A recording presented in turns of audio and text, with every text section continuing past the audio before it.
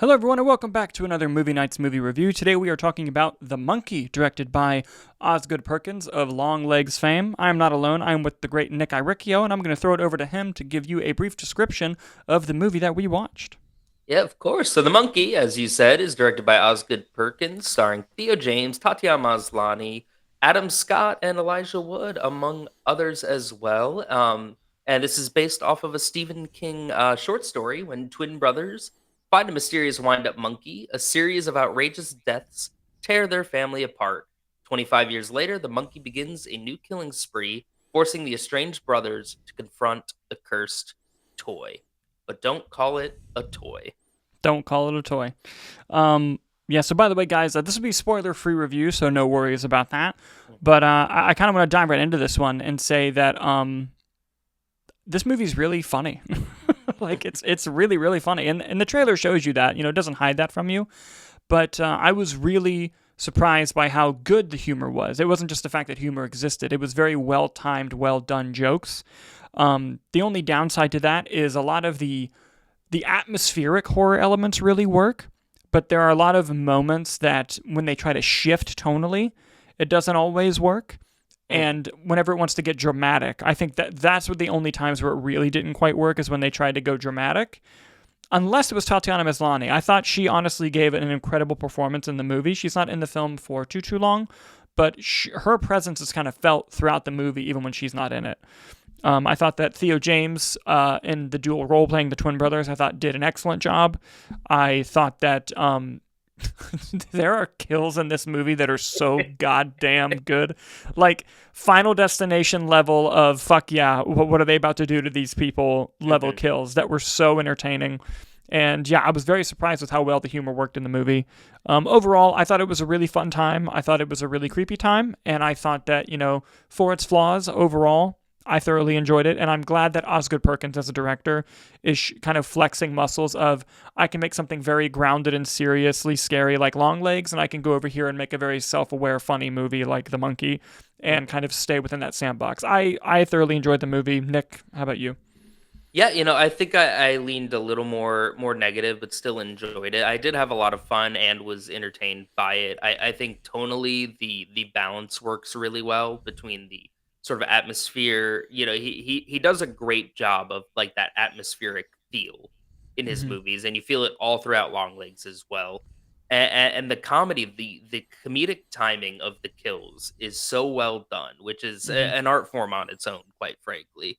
But ultimately, I think where I've been trying to reconcile it a bit because I know it is like kind of cheesy and supposed to be kind of bad, but I think then when it's taking itself seriously, the story issues that I had with it were greater than that. So it's sort of like can I write this one off as being the bad part, or is this one we're supposed to be taking ourselves Mm-hmm. seriously? So I think for me, I was just wishing for a more like there were story elements to it. There's I won't go obviously into detail, right? But sort of at the heart of this movie is this story about generational trauma. Mm-hmm. And while I think it does it better than like let's say Wolfman talking about the same stuff, I there were just such interesting ways and how you can sort of see the two sides of that coin, right? Because you have this character that sort of pops up throughout occasionally. He plays a bigger part in like the third act, and his approach to generational trauma is different than that of the main character that we're seeing. And I just wish sort of those elements were a little more fleshed out, I guess, instead of kind of cutting away to a quick like kill. But again, the kills were fun. So yeah, I guess just that's sort of where I've been going back and forth on it is like what parts can I write off as being in on the joke of it being a bad, cheesy, schlocky horror movie versus when they're actually trying to get the point across. Yeah, and There's I think probably a that kind better of way to say that, but I fully see what you're saying. I think it's just the when it was in each tone, it was one way, but the shift kind of revealed other issues that it was having whenever we yeah. try to go from tone to tone. And I also think another negative I have with the film is I think both this and Long Legs have third act problems, and I think that this third act felt very like, oh, let's just kind of do something crazy and wrap it up. And, there's an emotional moment that's followed by a joke that didn't quite work for me as much as I wanted it to. And it just kind of goes back to the tonal shift. Like, the joke was very funny, but the emotional lead up to the joke wasn't quite what it needed to be for me to, like, really feel like the story was made whole in that moment.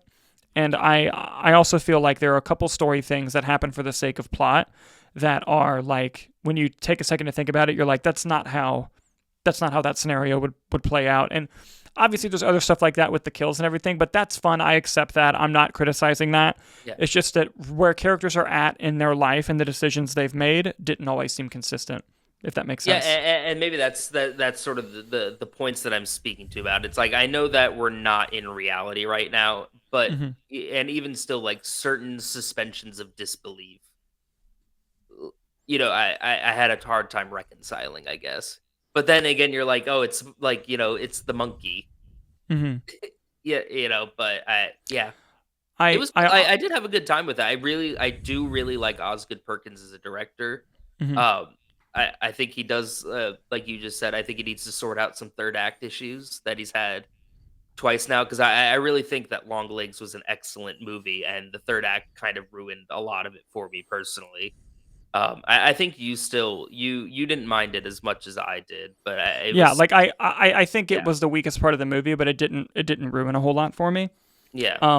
I with this film in particular, I think that the best decision Osgood Perkins made, the opening scene of this film is fantastic.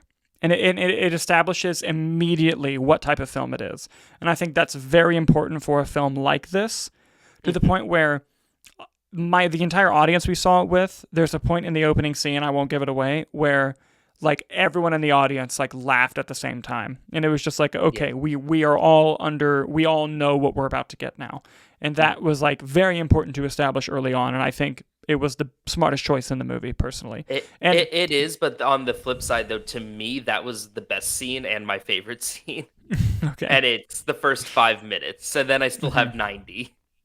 And listen, it goes off to, like, I agree that this and Long Legs have third act problems, but both openings are fucking strong, dude.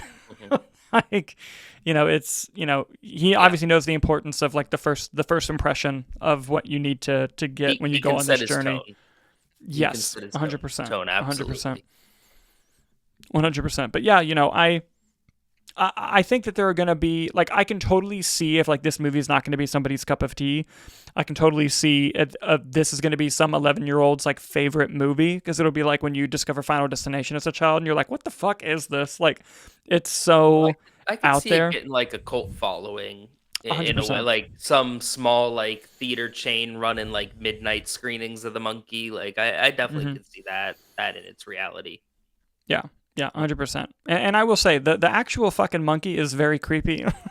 Like, honestly, the like best part about it, though, is all the so the original monkey, the toy monkey, for those that don't know, right? It has cymbals, goes bop bop bop bop, and in this one, it's a drum. And the reason it's different than what the actual original toy is because the monkey with the cymbals is in Toy Story 3, and Disney copyrighted that. Yeah, so because they could not use a monkey with a cymbal, which is what the actual, like, toy is, which is probably why you don't see, like, Mr. Potato Heads in other movies, because they're probably like, nope, Mr. Potato Head, all of it is ours. Yep, absolutely not. To me, I thought the drum worked really well, though, just from what they were doing with it. Like, I don't, like, the cymbal would have been entertaining, I guess, but the drum just worked better for me for purposes of the movie. Yeah, I think so too. It also allowed, like, interesting, like, tension with timing on the drums and how it worked.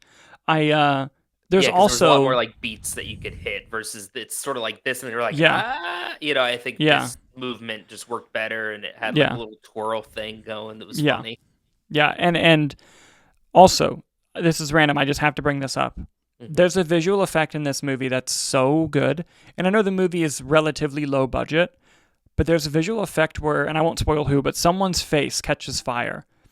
And it looked phenomenal. Like I was literally in the movie thinking, like, how the fuck did they make this look so good? Double or something with a mask on. I'm still trying to figure out. Like, I'm going to go find interviews where they talk about that, because it looked exceptional. I was very impressed by that. But yeah, guys, that's just kind of how we feel about The Monkey. Yeah. I'm slightly more positive on it, but I think it was a really fun, cheesy horror film that knew exactly what it was, with some story and tonal shift issues. Nick, you kind of feel similarly, but the tonal and shift issues and story issues just affected you a little bit more than me. Yeah, I gave it I think 3 stars on Letterboxd. I did enjoy it. I would watch it again. I was Oh yeah, thoroughly like I was thoroughly entertained by it. It's just like that idea of like, oh man, I think we were like if they had hit these story beats better, like this would have been something special. yeah, And yeah. I do think it's enjoyable. I think it's going to make money personally. I think so too. And like, if I was feeling good, I'd go 3.5. But I'm probably hovering around a 3 as well. I'm probably Yeah, around see, there. and that's the sort of the flip of a 3-star rating, right? Is Yeah, you tend to be more positive, but not enough for 3.5, and I'm yeah, not negative enough for 2.5. So yeah. Yeah, there it is, absolutely guys. But boom. what we really need to know is, what did you think of The Monkey? Please leave your thoughts down in the comments below. We'd love to go through and see what you thought. And as always, thank you guys so much for watching, and we'll see you on the next review.